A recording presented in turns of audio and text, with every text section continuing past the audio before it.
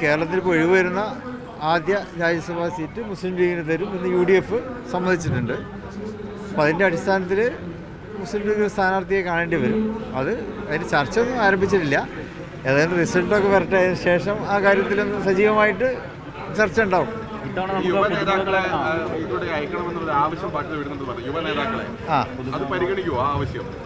തീർച്ചയായിട്ടും പുതുമുഖങ്ങൾക്ക് അവസരം കൊടുക്കേണ്ടതുണ്ട്. കാരണം ലോക്സഭാ തെരഞ്ഞെടുപ്പ് അവർ വളരെ ആവശ്യപ്പെട്ടതാണ്. ആ നിലക്ക് പാർട്ടിയുടെ പരിഗണനയുണ്ട് പുതുമുഖങ്ങൾ ആരെങ്കിലുമൊക്കെ വരണം എന്നുള്ളത് തന്നെയാണ്. അല്പം കുഞ്ഞാലിക്കുട്ടി സാഹിബ് പറഞ്ഞു, എന്തായാലും സാഹിബ് പരിപാടിക്ക് ഇല്ല എന്ന് പറഞ്ഞിട്ടുണ്ട് എന്ന് പറഞ്ഞു, മത്സരരംഗത്തേക്ക് ഇല്ല എന്ന് പറഞ്ഞു.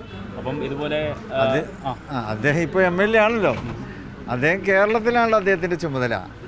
ഇപ്പോൾ MLAയുടെ കാലാവധി തീർന്നിട്ടൊന്നുമില്ലല്ലോ. അപ്പോൾ സ്വാഭാവികമായിട്ടും അദ്ദേഹം ഇതിന് സാധ്യതയില്ല. ഇപ്പോൾ എന്നോടിപ്പോൾ സൂചിപ്പിച്ചു, ഇങ്ങനെ ചില മാധ്യമങ്ങളെ ട്രോളിക്കൊണ്ടിരിക്കുന്നുണ്ട് അദ്ദേഹം വരുമെന്നൊക്കെ. അപ്പോൾ ഞാനത് നിഷേധിക്കട്ടെ എന്ന് ചോദിച്ചു. ഇപ്പോൾ നിങ്ങളോട് പറഞ്ഞോ? ഞാൻ പറഞ്ഞു ധൈര്യപൂർവ്വം നിഷേധിച്ചോളെന്ന് പറഞ്ഞിട്ടുണ്ട്.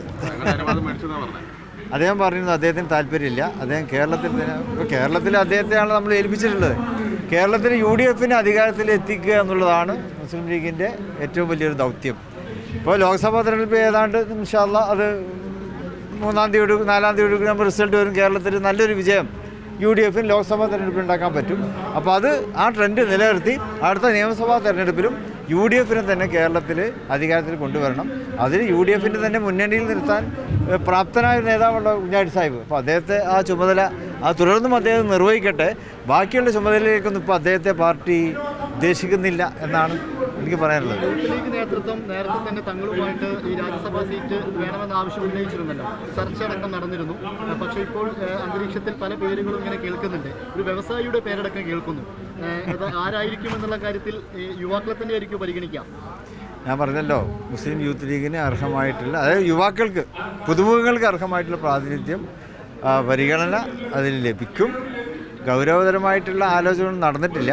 ഏതായാലും ലോക്സഭാ ഇലക്ഷൻ്റെ റിസൾട്ടൊക്കെ വന്നതിൻ്റെ ശേഷമാണ് ആ കാര്യത്തിൽ പാർട്ടി ഒരു തീരുമാനത്തിലെത്തുക. ഡേറ്റൊന്നും തീരുമാനിച്ചിട്ടില്ല. കാരണം മുസ്ലിം ലീഗ് തീരുമാനിച്ചാൽ മതിയല്ലോ, അത് പ്രയാസമൊന്നും ഉണ്ടാവില്ല. ഓക്കെ.